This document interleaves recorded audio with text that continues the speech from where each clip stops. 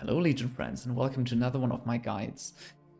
Today we're going to look at another unit and do an in-depth guide about it, and today we're looking at the Priestess of the Abyss, or in short the PotA.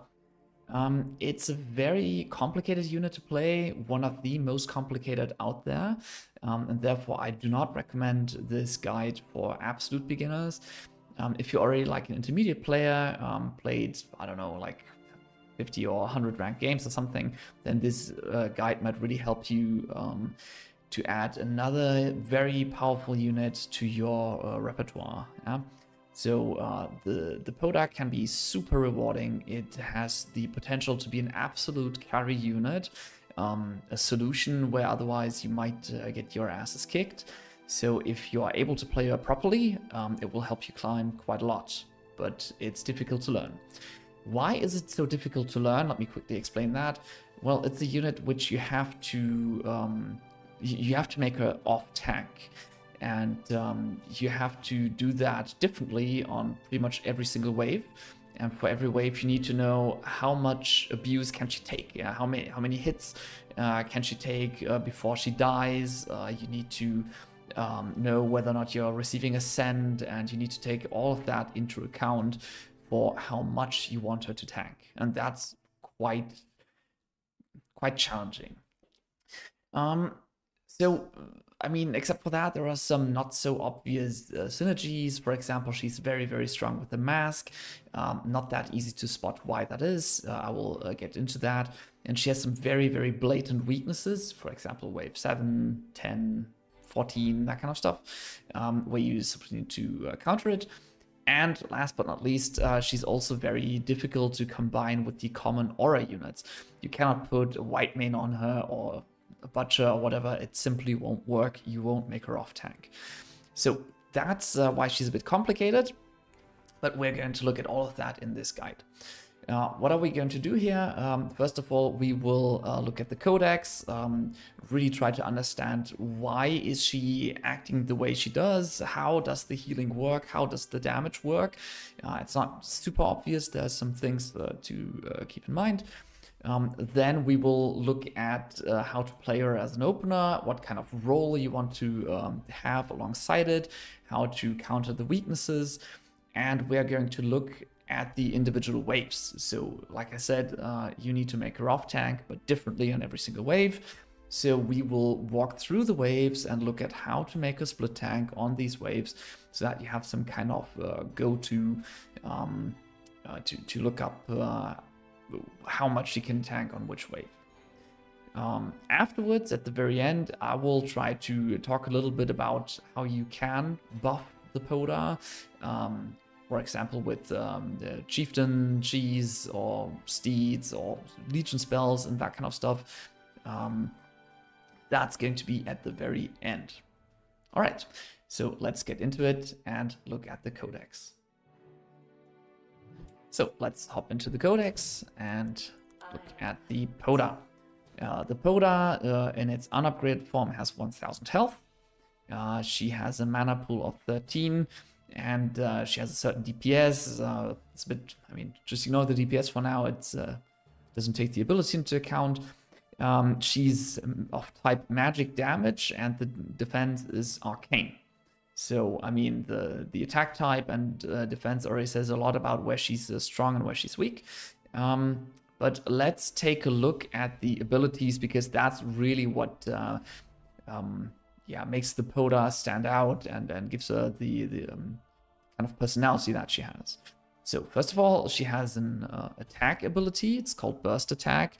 So each attack launches 2 extra missiles, each dealing base damage plus bonus damage equal to 0.03% target max health. And that is ability damage. So what does it mean? It means once she reaches full mana, she's going to shoot a couple of extra missiles. She has some additional damage that she's dishing out. Ability damage means, for example, that she is able to deal extra damage to Ghost Knights who just take reduced damage from non-ability damage, that kind of stuff. And the percentage target max health also makes her quite decent against, for example, wave 20 or beyond, where she can deal some extra damage against the very big tanky bosses. But I mean, the attack is not really the most interesting part about her. What really makes her so difficult to play and so rewarding to play is the Invigorate ability. So once she reaches full mana, she increases her attack speed by 100% and heals for 25 plus 1.5% health per second for 5 seconds. So let that sink in for a second, and I can explain this a little bit. So when she reaches full health, she gets 5 ticks of healing, 1 per second. And what she gets is 1.5% of her health. That'd be 150.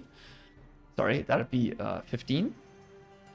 Plus 25. So a combined of a total of 40.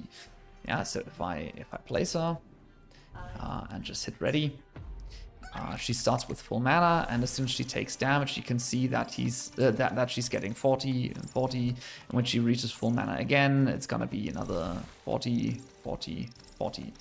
But this is currently in the current state dependent on the max health that she has. It hasn't always been that way. They keep changing it a little bit. Like just giving her a flat amount and no percentage base. But what does this mean? It means she profits from having her max health increased. Yeah. So for example, with Chieftain Cheese, she gets increased healing ticks. With Steed, you just trigger the ability more often. So just keep that in mind. It's going to be important when we look at how to buff her later on. Okay, so step 2. We want to play her as an opener. You can also drop her later, but she's quite a decent opener, actually. So we looked at the Codex, we saw her attack and defense type, and from that we can already kind of deduce what we are lacking. So first of all, she's holding wave 1, whether you get snailed or not, no problem. Wave 2, she can hold a snail. She does leak to any 40 cent though, but it's not too big. If you receive a 40 cent on 2, you can just push to 7 workers and not really care, unless your teammate is Fiesta maybe or something like that. But she doesn't really leak too big. Same on wave 3, she holds. She can hold wave 3 solo. She even holds a snail on wave 3, but she does leak to double snail, a lizard, or a DT on wave 3.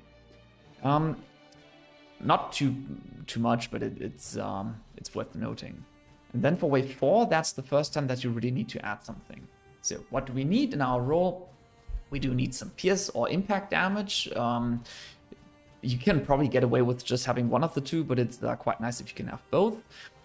So we need some damage answers, a bit for wave 4 attack would suffice, but we definitely need damage for wave 7, for wave 9, for wave 10. Both wave 7 and wave 10 are arcane defense, but there's quite a difference to it. Wave 7 is a swarm wave, wave 10 is a boss wave.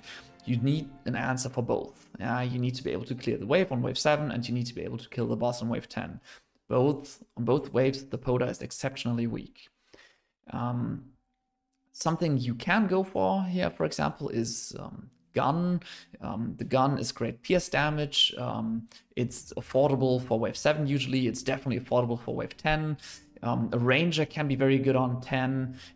It also has some kind of ramping ability, which makes it less great for wave 7. It's actually a bit weak for wave 7. You can try to go for like Gate Guard. Gate Guard helps you on 7 and 9, a bit less for 10. Or maybe a Gate or Millennium. Gate not that great on 7, but very good on 9 and 10. Millennium good on all 3 of those, but maybe difficult to afford on wave 7. Just as some ideas. And then, the most obvious choice is to go for Mask. A Mask, when you upgrade to Hellraiser on wave 6, it's going to be on Tantrum on wave 7, having 20% increased attack speed, and it's just going to melt the wave. So with a Mask, with a Tantrum Hellraiser on 7, maybe you leak a bit to a Mimic, but that's about the only danger. So that is super strong.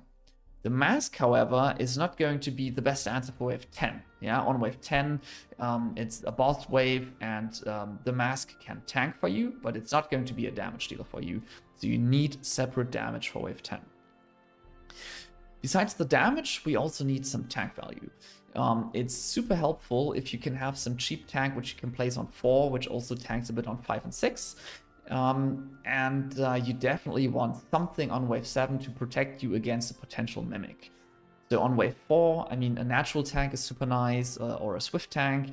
For wave 7, it's really cool if you can have some fortified tank. So like ideal would be a Madman.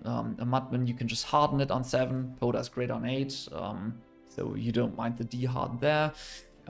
What's also really cool is like a bunk, although bunk is often hard to get on 7. Cool for 9 and beyond. And I mean, of course, natural defense is always cool as a combination to the arcane defense of the PotA, because arcane defense on PotA and natural defense on like a royal guard or something always complement one another. This is like one of the two is always strong. Yeah, so that's kind of what you're looking out for.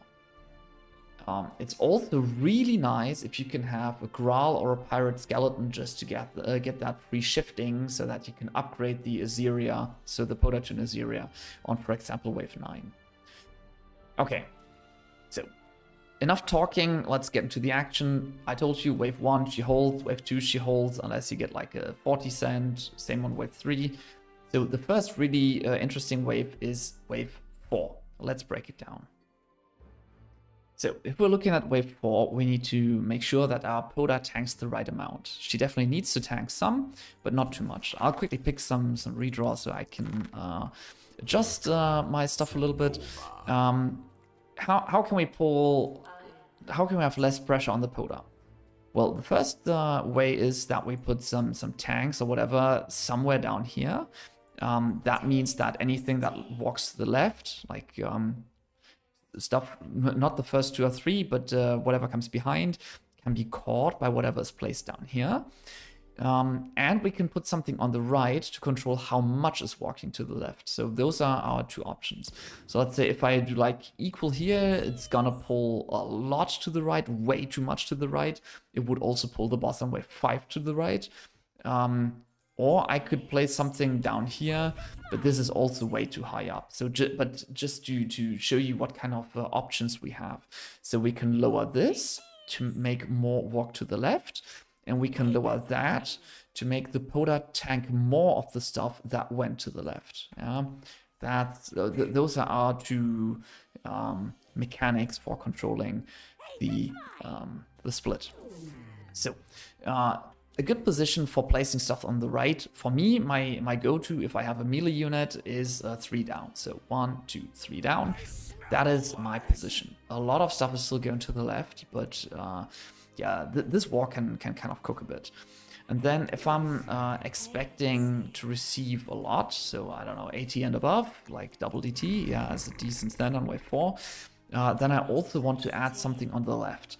I would encourage you for the start to not add anything higher than here, so like 1 square below the range indicator, because if you place something like on the range indicator, she's probably tanking 2 units, and that's not enough. Even if I place something down here, she maybe tanks the DT and 3 more or something. It's not that much. Yeah, but I can place some damage like down here. That's totally fine. It shouldn't catch anything. Or I can place a tank like here. Yeah, roughly. So this, I mean, it's a lot of good typing stuff. But that would be a decent position for tanking. For making an off-tank something. Something else you can go for is ranged units, of course. I'll quickly see if I can find something. So like a copter, or ideally a mask. You can place it on the right. It should be something with kind of long range. Yeah, don't put a proton here. A proton would pull way too much to the side. Yeah, you can place that here. That's fine. Or something that always works really well in wave 4 is mask. I don't know if I can quickly reroll into that.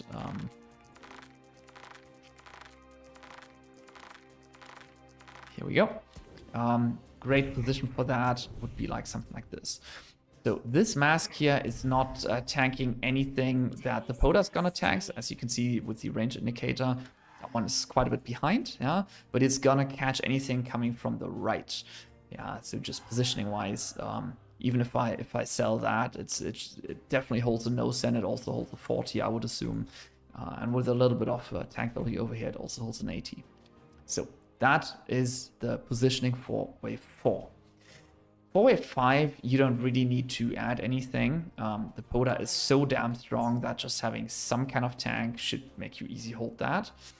And the next interesting one is going to be wave 6.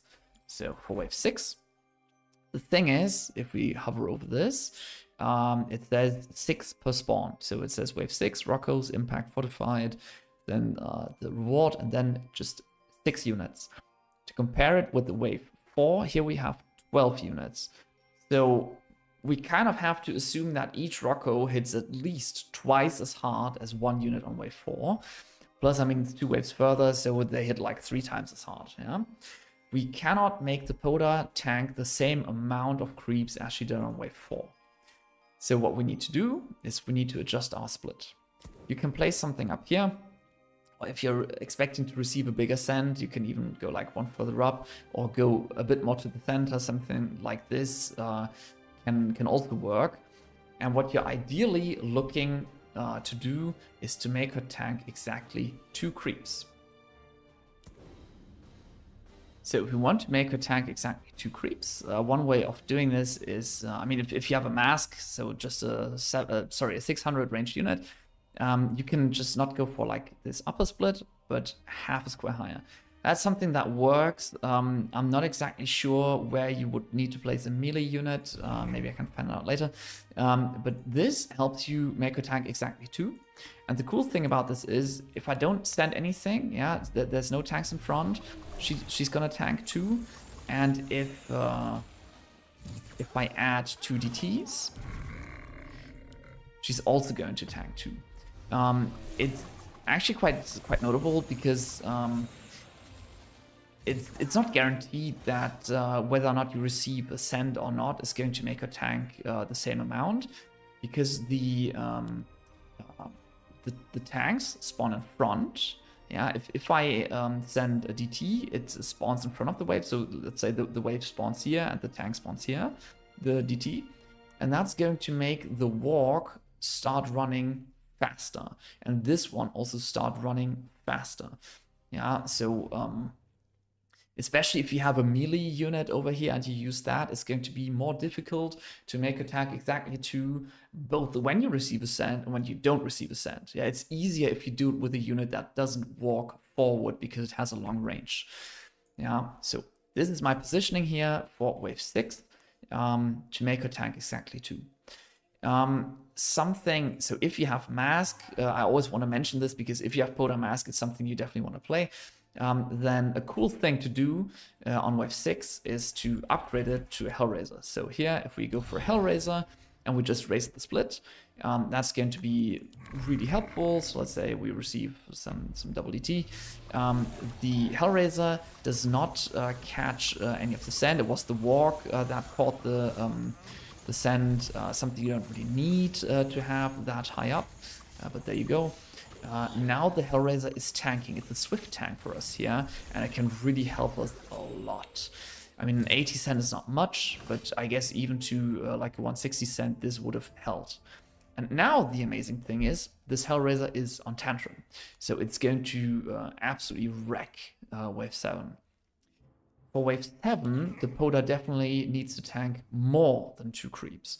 So what we do is we sell the split again, and we try to make her tank a bit more. She's not going to tank that much because this walk is still pretty high up. Yeah, we can take a look. If we don't add any tanks, what's she gonna tank? Like half goes to the left. She tanks. The indicator is broken.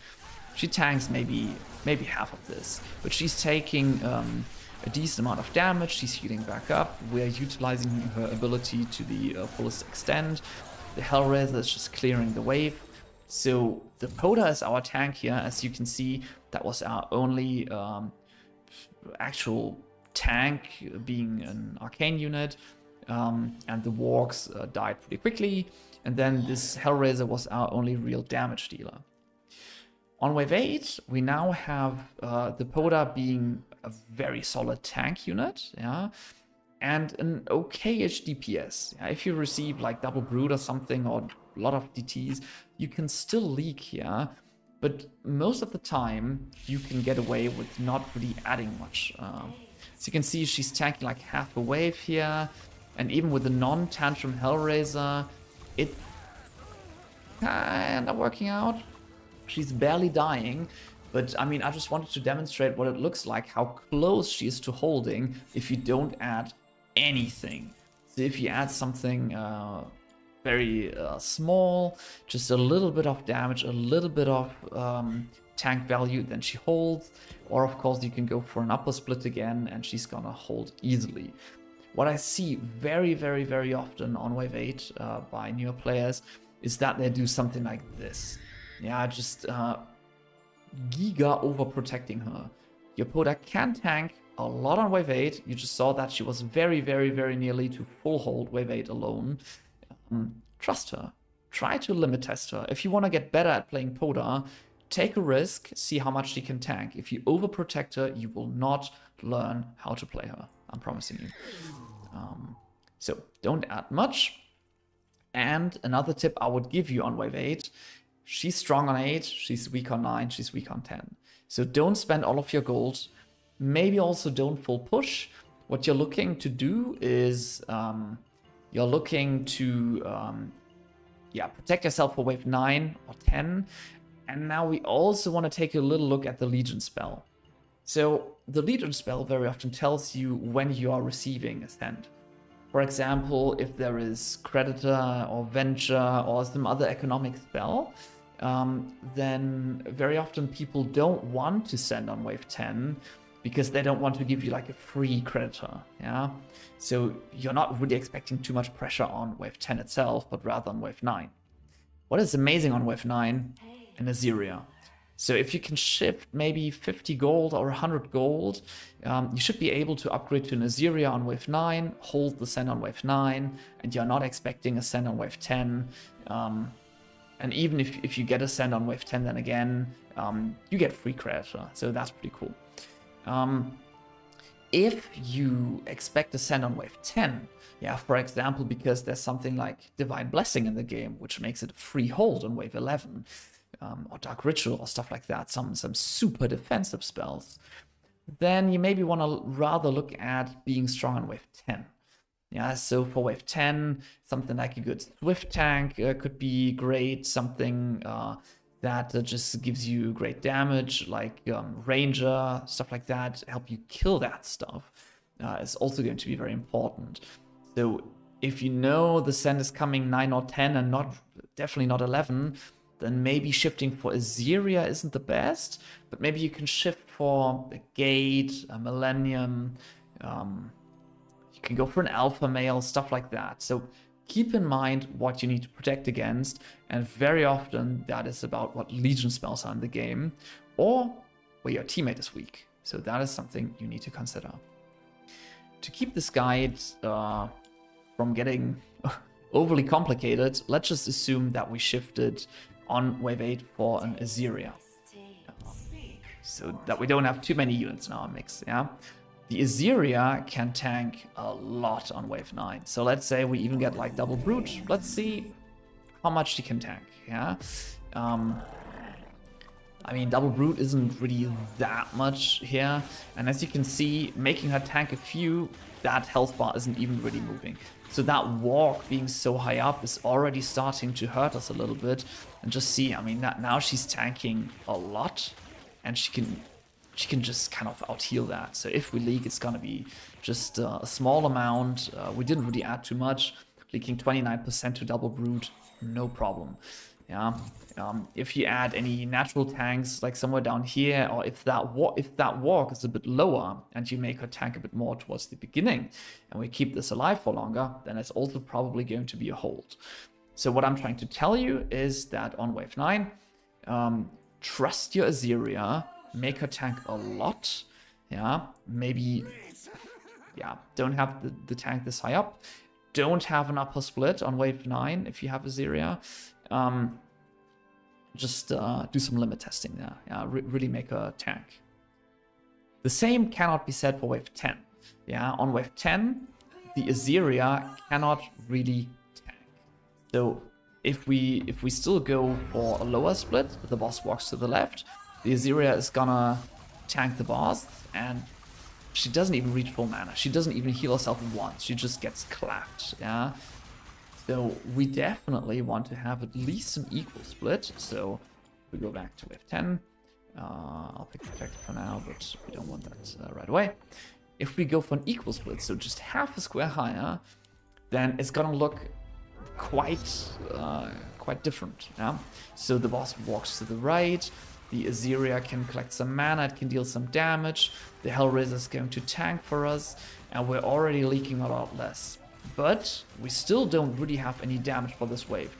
Every single unit that we have here does not provide any damage for wave 10. Yeah, sorry. The Hellraiser is an AoE unit.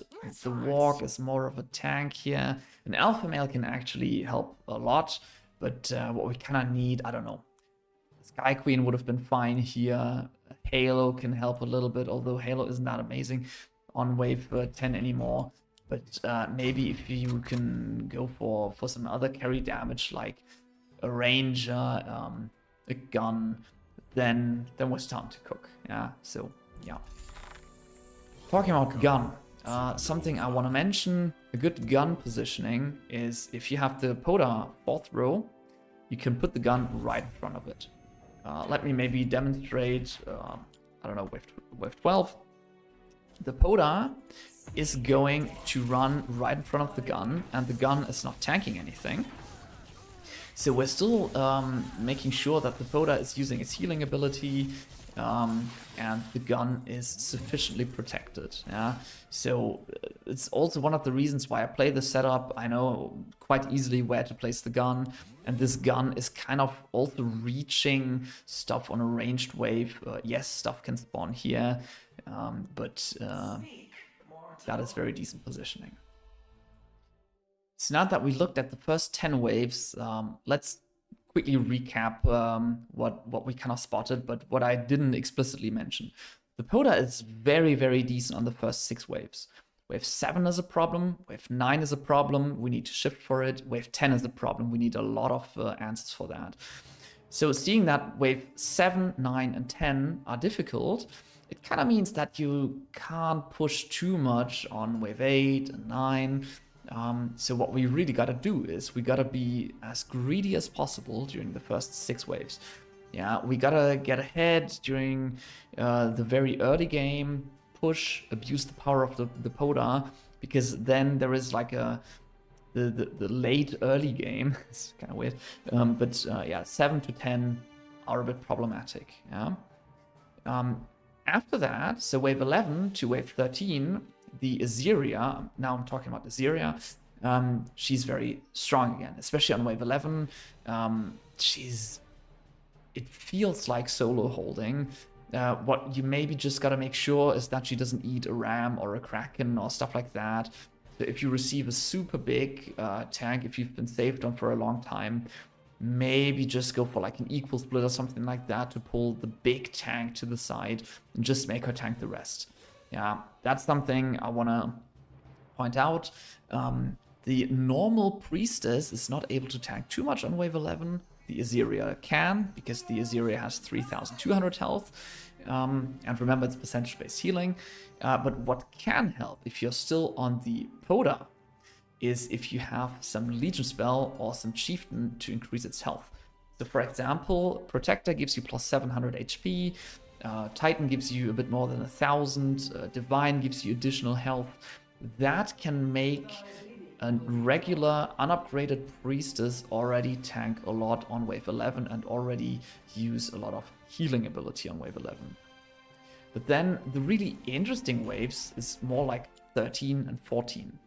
So whereas the PotA can tank a lot on 11 and a lot on 12, wave 13 is identical to wave 6 in that regard. It's impact damage again against the arcane, yeah, so she cannot tank too much of that.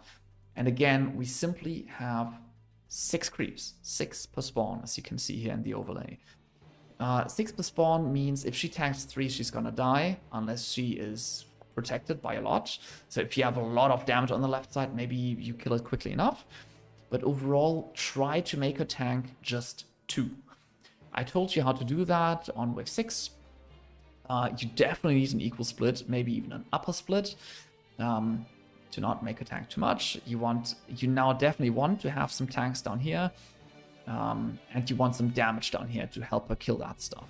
So that's wave 13, yeah? So we go for like, whoops, not that one, I meant to place, yeah. Imagine this being mask, yeah? So you want to pull a lot of stuff to the right.